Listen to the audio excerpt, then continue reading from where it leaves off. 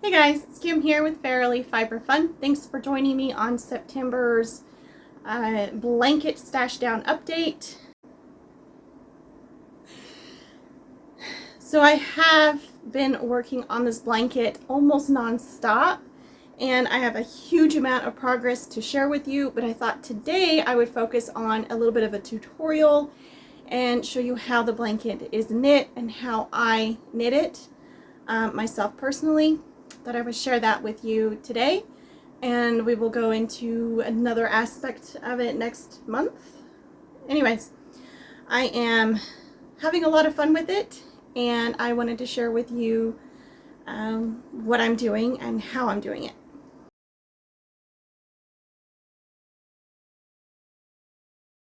This is the mitered square recipe, if you will. There's not an official pattern, but there are 4 different types of squares, and this is what we're about to do is the 4th type, which is the majority. But anyway, you have 2 live stitches at the end of each square. And this is I'm using all hand spun with this. You've been watching my stash down videos.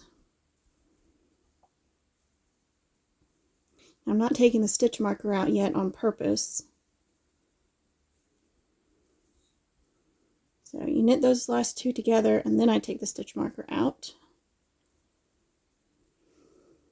I'm using US 4 DPNs. They are 3.5 millimeter, and I just put these little stoppers on the end because I had a problem with my stitches coming off. And that did not work. Let's try that again.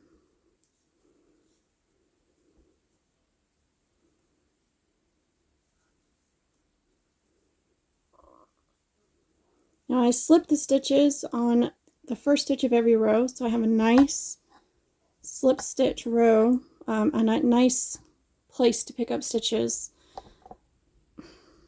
I'm trying to do this around the tripod. It's not easy. And then I am weaving in the tail of this last square as I go, and I'm actually casting on with the tail held with the yarn.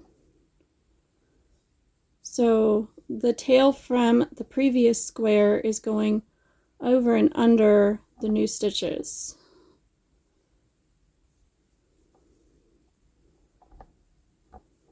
I'm moving the tripod a little bit, sorry. Bumping it with my arm. I'm literally hugging the tripod. Goes over.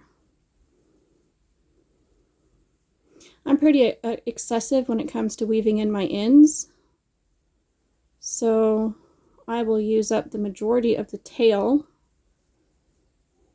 before I drop it. Just, I don't ever want this to come undone. My arm's getting tired. I'll be back. Yeah, I'll be back once I have all the stitches picked up. Okay, I have picked up 23 stitches, and it's supposed to be 24 the marker and then 24. So I get to go into the very corner here, pick up the last stitch, my marker, pick up the first stitch of the next square, because we are now going to go up this one. So I went down that one, now we're going to go up this one.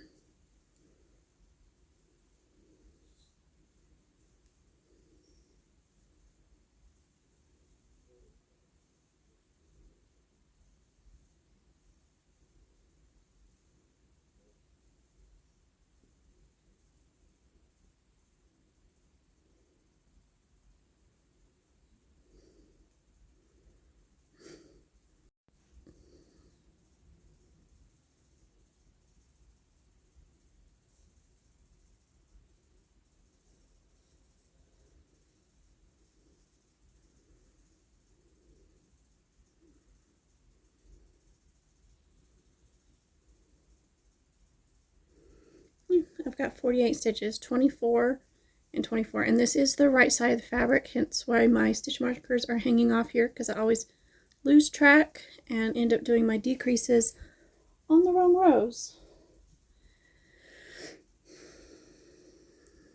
So now we knit a wrong side row, and I just slipped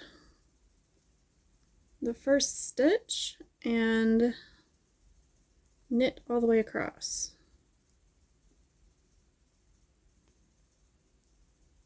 Of course, it's easier to do when I'm not on camera because camera makes it difficult. But this is my real speed knitting when things are going right. Alright, so I'll be right back when I get to the end of this row and I get to the almost to the first decrease.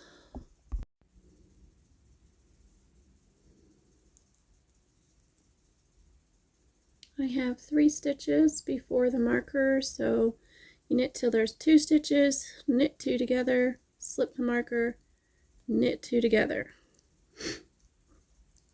and then knit to the end of the row. And that is true for every right side row until you have 2 stitches left, and then you're done. So I will, whoops.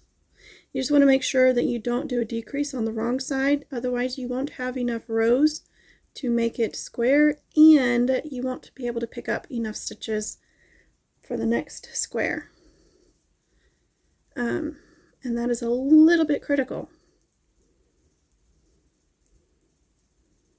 So the very first square that you knit, you cast on 48 stitches. 24, place your marker, and then 24. The second one you cast on, so you let's just say that this was the first square. So the second square you would cast on your 24 stitches here, place your marker, and then pick up across here. And that's what this square was. But all the ones in the middle are knit the way this one is.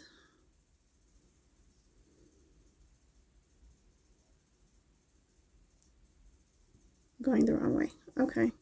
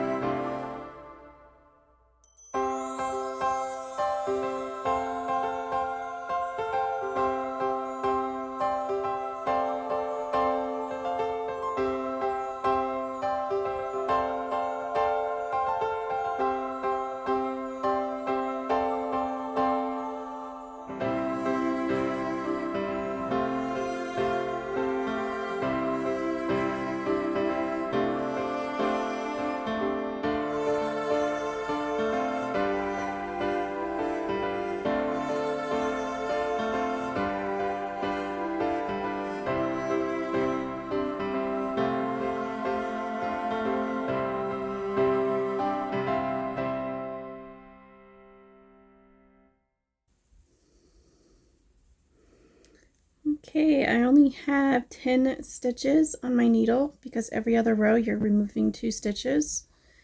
So it gets small quite fast. Now you continue to do the decreases on either side of your stitch marker on the right side rows and just knit the wrong side rows. Now you can do this in stockinette and you can do it with right and left leaning decreases, but this is just the very basic way to do it.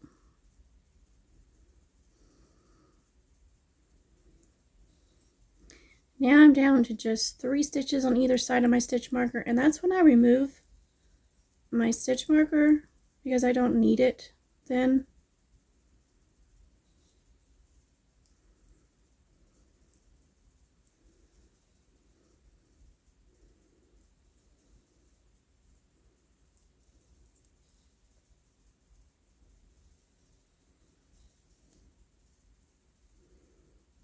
Because the very next row you slip 1, knit 2 together,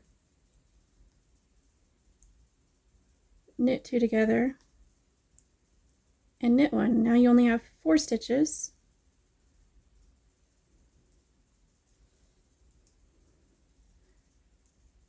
And now there's no slipping because you're just going to knit 2 together twice. That one, and that one, and that is the last row. So now you put your stitch marker on the live stitches and you're done. I like to, all of my squares are all facing the same direction, which you can do different than that if you want. So I start, this was my,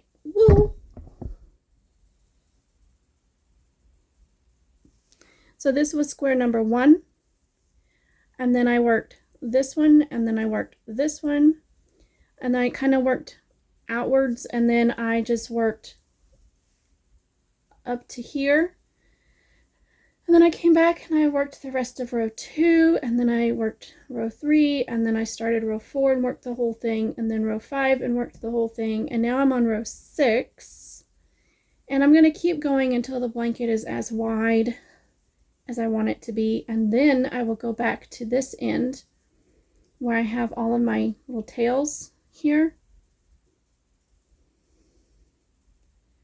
and I will I'll either work up or down depending on what mood I'm in, these rows. Typically for this one you would pick up and knit 24 stitches, place your marker, and cast on 24 stitches because you want your corner going this way.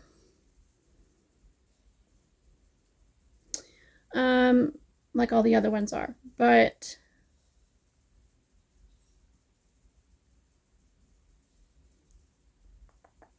yeah, I'm gonna have to do that because they have to go the same direction.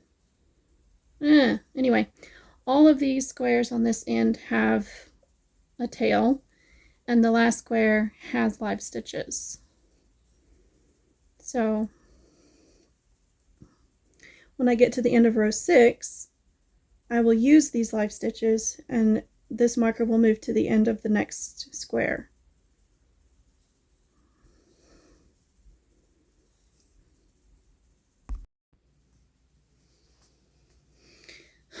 Periodically through the project, I will stop and trim off all the ends that are woven in. I won't mess with the ones at the very edge because they will get worked in later.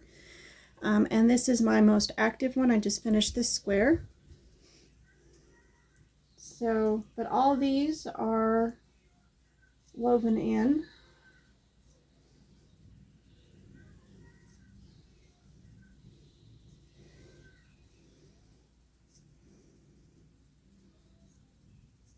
And this way doesn't get as confusing or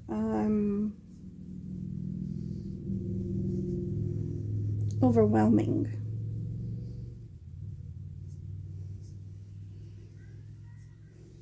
There we have it. And now I have this nifty little container here that I am going to put my scraps in. And these will be turned into something else another time, but for now, this is where the little tails are living. And that's that.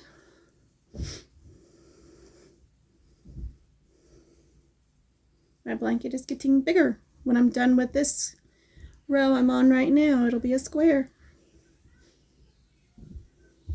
I'm really excited.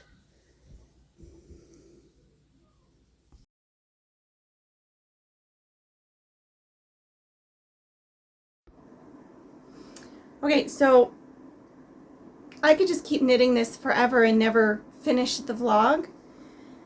I've done a lot more since the tutorial. I am on row 8. No, I'm on row 9. So I've done the first, I guess you want to see the front, huh? I've done the first 2 rows. Well, you can see how much I've done because of all the ends. Let's see if I can.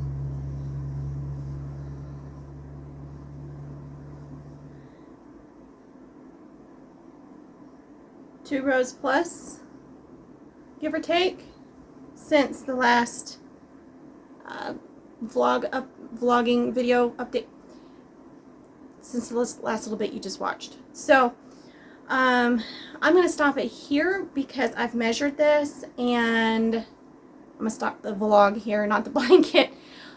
This blanket is 6 rows short of being the width that I want, and I realized I'm not going to have enough yarn. So we're going to close out the vlog today on September 6th with where I'm at right now. And I am on row 9, and each row has 6 squares in it. So I am on row 9, and that's how much I've done in a month. That's not bad. So if it's 6 times 8 is 48, I've done 50 squares in 1 month. That's pretty impressive. I should probably weigh this. Nah, I'm not gonna bother. We'll figure it all out later. This is my next yarn. My next square is gonna be white. It's sparkly white. Oh yeah, you can see the sparkle in there. Anyway, I hope you enjoyed today's episode, a little bit of a tutorial here with knitting, and I will see you the next one. Bye guys!